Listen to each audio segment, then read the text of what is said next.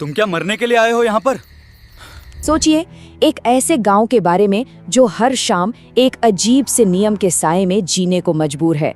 एक पहेली जिसके तार मौत और कुछ बेहद गहरे राजों से जुड़े हैं। तो चलिए आज खांडवा के इसी अनसुलझे रहस्य की परतें खोलते हैं। खांडवा गांव में शाम के 7 बजना ये सिर्फ वक्त का बदलना नहीं है, नहीं, ये तो एक चेतावनी है। हर शाम जैसे ही घड़ी में 7 बजने को होते हैं, पूरे गांव में घंटे की आवाज गूंजती है और उसके बाद छा जाती है एक डरावनी खामोशी। सुन लो सब, 7 बजे के बाद कोई बाहर न निकले, अपनी जान बचाओ। ये कोई मामूली ऐलान नहीं है, बल्कि एक ऐसा नियम है जो यहाँ के लोगों के लिए जिंदगी और मौत का सवाल बन जाता है। 7 बजे से पहले हर किसी को अपने घर में होना ही होता है, क्योंकि सब जानते हैं 7 बजे के बाद ये गलियां इंसानों के लिए नहीं रहती। तो सवाल यही उठता है, आखिर क्यों? इस गांव का ऐसा कौन सा राज है, कौन सा डर है जो सूरज ढलते ही हर इंसान को दरवाजों के पीछे कैद कर देता है? और सबसे बड़ा सवाल, 7 बजे के बाद आखिर होता क्या है? तो चलिए इस गांव के इस रोज की रस्म को जरा और करीब से देखते हैं। हमारी कहानी के सेंटर में है देव और उसके पिता राणा। हर शाम की तरह आज भी मुनादी सुनते ही राणा देव को फौरन घर के अंदर आने और तैयारी करने को कहते हैं। देव, जल्दी अंदर आ, वक्त हो गया है। ये तैयारी बस 2 स्टेप्स में होती है, लेकिन ये दोनों ही बहुत जरूरी हैं। पहला, घर का एक एक दरवाजा, एक एक खिड़की, सब कुछ कसकर बंद कर दिया जाता है। और दूसरा, हर खिड़की पर मोटे पर्दे डाल दिए जाते हैं ताकि बाहर की दुनिया से कोई वास्ता ही ना रहे।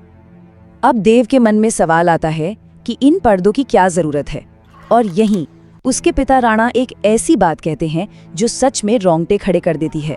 वो कहते हैं, ये पर्दे उनसे छिपने के लिए नहीं है, बल्कि इसलिए हैं ताकि हम उन्हें देख ना सकें। मतलब खतरा सिर्फ बाहर से नहीं है, खतरा तो देखने और सुनने से भी है। लेकिन हर कहानी में एक मोड़ आता है ना? उस रात भी कुछ ऐसा ही हुआ, कुछ ऐसा जिसने गांव के बरसों पुराने नियम को चुनौती दे दी। कर्फ्यू लग चुका था और तभी खिड़की पर एक जाना पहचाना चेहरा नजर आता है।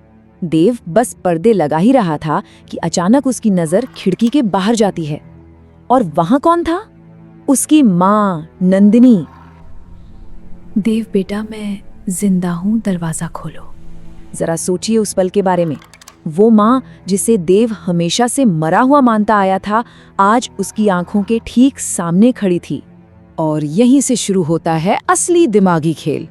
एक तरफ है माँ की आवाज जो कह रही है, मैं जिंदा हूँ, तुम्हारे पापा ने झूठ बोला है, मुझे अंदर आने दो। और दूसरी तरफ है पिता की सख्त चेतावनी, वो तुम्हारी माँ नहीं है, उसकी तरफ देखो भी मत, उसकी बात सुनो भी मत। अब ये समझने के लिए कि आखिर हो क्या रहा है, हमें थोड़ा पीछे यानी अतीत में जाना होगा। तो अगली सुबह राणा देव को उसी जगह ले जाते हैं जहां ये सारी कहानी शुरू हुई थी, और उसे सुनाते हैं उसकी माँ की दर्दनाक कहानी। राणा उसे बताते हैं उस खतरे के बारे में जिसका सामना पूरा गांव करता है। वो उन्हें कहते हैं बाशिंदे। अब ये बाशिंदे हैं कौन? ये कोई और नहीं बल्कि इसी गांव के पुराने लोग हैं, जिनकी आत्माएं मौत के बाद भी यहीं भटक रही हैं और हर रात शिकार की तलाश में निकलती हैं। राणा उस भयानक रात को याद करते हैं। वो बताते हैं कि कैसे शहर से लौटते हुए उन्हें देर हो गई और गांव का कर्फ्यू शुरू हो चुका था। उन्हें झाड़ियों में छिपना पड़ा। बस सुबह होने ही वाली थी कि तभी नंदिनी को एक बच्चे के रोने की आवाज सुनाई दी। राणा, किसी बच्चे की आवाज आ रही है। वो धोखे में आ गई और जैसे ही बाहर निकली, बाशिंदों ने उसे घेर लिया।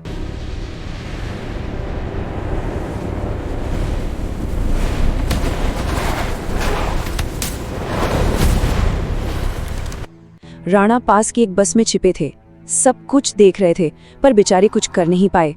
और जब सुबह हुई तो आत्माओं के साथ साथ नंदिनी भी गायब हो चुकी थी। और यहीं खुलता है इस गांव का सबसे खौफनाक राज। बात सिर्फ मरने की नहीं है, जिसे भी ये बाशिंदे अपना शिकार बनाते हैं, वो मरने के बाद उन्हीं का हिस्सा बन जाता है। और यही वजह है कि देव की माँ नंदिनी अब खुद एक बाशिंदा बन चुकी थी। लेकिन रुकिए, कहानी में एक ट्विस्ट है, क्योंकि इस पूरी कहानी में एक झोल है, और इस झोल को सामने लाता है गांव का ही एक आदमी, बब्बन। वो राणा की कहानी पर एक ऐसा सवाल खड़ा करता है जो एक नए रहस्य को जन्म देता है। बब्बन का सवाल बहुत सीधा और तीखा है। सोचिए, अगर बाशिंदे इतने ही ताकतवर और खतरनाक हैं कि उन्होंने नंदिनी को पकड़ लिया, तो फिर राणा कैसे बच गए? वो तो बस कुछ ही फीट की दूरी पर एक बस में छिपे थे। बाशिंदों ने उन्हें क्यों छोड़ दिया? ये एक सवाल पूरी कहानी का रुख मोड़ देता है। तो जब देव बब्बन से मिलता है तो बब्बन बताता है कि हाँ, वो उस रात का चश्मदीद गवाह है। उसने अपनी आंखों से देखा था। बाशिंदों ने बस को चारों तरफ से घेर लिया था। वो चीख रहे थे, बस पर हाथ पैर मार रहे थे सुबह होने तक, लेकिन किसी वजह से वो बस के अंदर नहीं जा पा रहे थे। तो अब हम कहानी के क्लाइमैक्स पर पहुंच गए हैं, वो पॉइंट जहां ये गुत्थी सुलझने वाली है।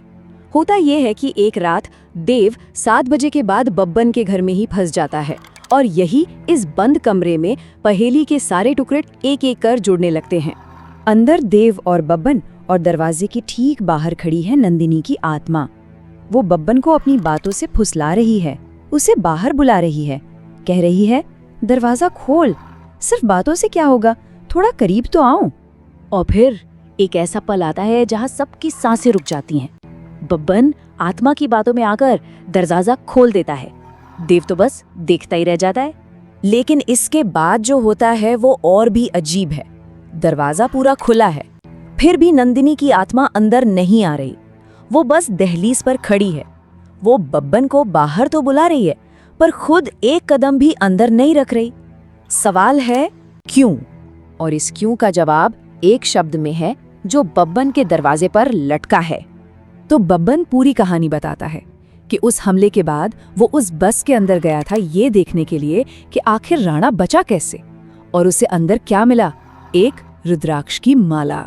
बस बब्बन को सब समझ आ गया, यही वो तावीज था जिसने राणा को बचाया था।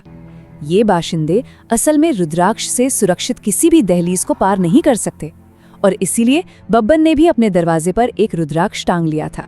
तो ठीक है, रहस्य तो सुलझ गया, बाशिंदों से बचने का तरीका भी मिल गया, लेकिन एक सवाल है जो अब भी हवा में तैर रहा है। ये रुद्राक्ष का तावीज जिंदों को मरे हुओं से तो बचा लेता है, पर उन्हें उनकी यादों से कौन बचाएगा?